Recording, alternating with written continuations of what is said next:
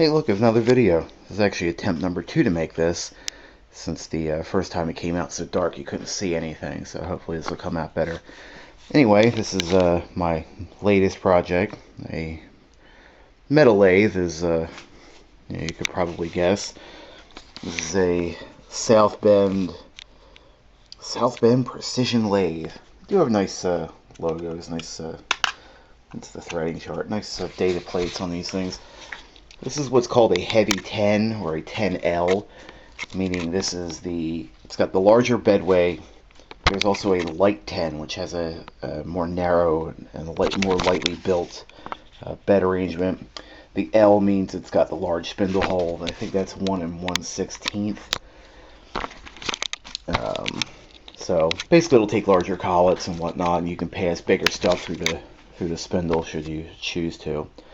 I do have the parts for this. It's not just, this isn't how I got it. I've got the cross slide off at work, soaking in the solvent tank.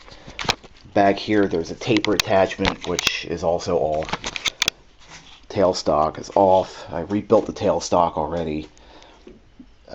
Basically this thing's in serious need of work. Let me get a flashlight on this. You can kind of see the garbage built up on the end of this. I've kind of flushed this out somewhat with the evil liquid there. This was so jammed on here, I had a really hard time getting that cross slide off. You can kind of see some of the gook down in there. You know, trash and filth and whatnot. Metal chips down there. There's petrified way oil. There's wear on the ways as well, but hopefully not too terrible. But this dark area here, this is just dirt. The lead screw, you can see up here where it was kind of used. You can see down the root of the threads, but right there, packed. I don't know if someone greased this or if that's just petrified oil and sawdust or metal chips or what all that trash is, but it's pretty nasty. The gearbox does work, however the doesn't like to slide unless you get the levers just right. The shaft that these things ride on, of course now it's going to make a liar. I mean, it's not going to go in. There we go. The shaft that these things ride on is gummy. Same thing with that one. The clutch here doesn't seem to work. There's a nut back there, which if you turn the knob, the nut wants to turn, and I don't believe that it is supposed to. I think those are supposed to be two separate parts, and the knob operates a shaft inside of it. But it's sorry about the noise. That's my well pump. I'm out here in the front part of my house here, where the pump lives. This is the half nuts. This is the drive for the cross slot, the power cross feed. There is a gear. You can kind of make out the tops of the teeth right there. So yeah, we're on it's got the motor drive cabinet here. It's got the motor arrangement in there. It's a V-belt with a 2-step pulley. It's a flat leather belt, which is pretty crusty on the 3-step jobber. There, that's better. And when you engage this is the motor drive engage. You can see it just tensions the belt down. You don't want that falling off, but you lock that down and it's engaged. And also kind of an interesting idea, it's like a mechanical interlock. So you can't open this door while it's engaged. So that's kind of neat. Electric reversing switch, that's not mounted. It should go basically there. So here's some of the other stuff that came with it. This is part of the taper attachment, which this is obviously broken. I'm going to try and brace that back together. Down in here, I believe, if from some research tells me, this is supposed to have a lead babbitt, or babbitt material. It's soft, kind of like lead, poured down in there, and it mates on a shaft. But there's nothing in there, and as far as I can tell, there's never been anything in there, so I don't know what's going on with that. I have to get some more information on how I'm supposed to deal with that. I guess we don't need that. So, yeah, that's the 3-jaw chuck. I don't have a 4-jaw for it, but I do have the other set of jaws here, which, you know what lathe jaws look like. These are this word's direction. Or, yeah, that way direction.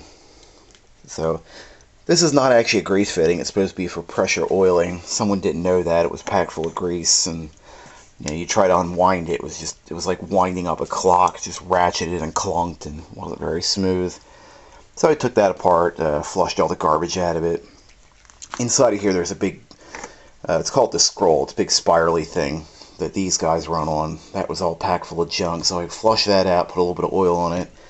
The backside's a pinion, a little bit of grease, very light grease, and that's all good. The micrometer stop, cleaned and oiled that. This is the handle. This actually sits on here. This goes on the back side of the cross slide, and the bolt from the taper attachment comes up through that, so you use that to lock the cross slide if you need to. This is the front part of the hand wheel for the cross slide. It engages on a long worm shaft, which I've got soaking in the solvent tank. Missing the nut. I do have the key, but the nut has gone MIA on me. I do not believe it was here, because I just touched the handle and it fell off. So, little thrust bearings. Apparently not all of these had thrust bearings in them. I don't know. I guess that's a later revision thing. I'm not sure. Steady rest, follow rest. Cleaned both of these up. They were both stuck. This is the cover for over the gear end with the original distributor's name on it there. Holloway Brothers, Wilmington, Delaware Machine Tools. And I'm not very far from Wilmington. Supposedly this was originally owned by DuPont, though. I don't know if that's actually true. It's the tailstock, which I've also cleaned. The hand wheel was working, but it wasn't, it wasn't very smooth.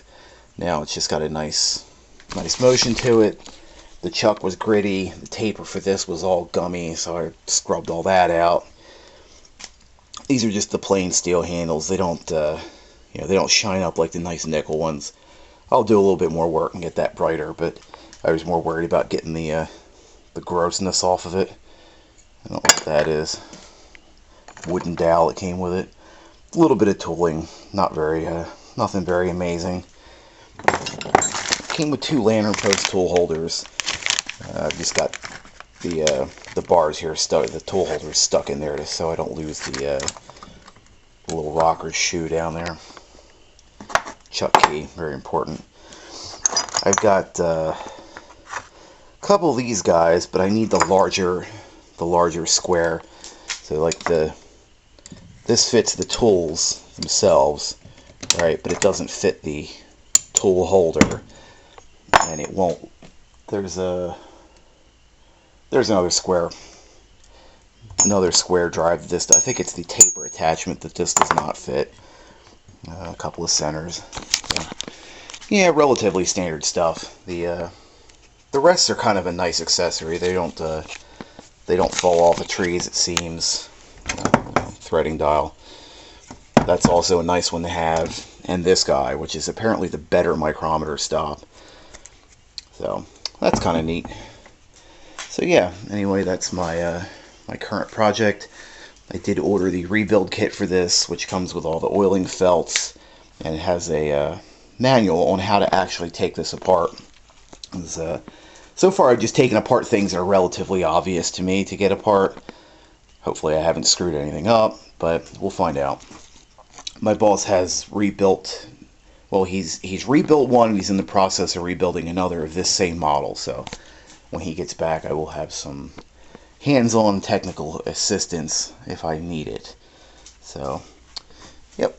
Anyway, that's it. Thank you for watching, and feel free to tell me what I'm screwing up, because I'm sure I'm screwing something up. Oh, before I forget, there was something cool that came with it. I got some collets.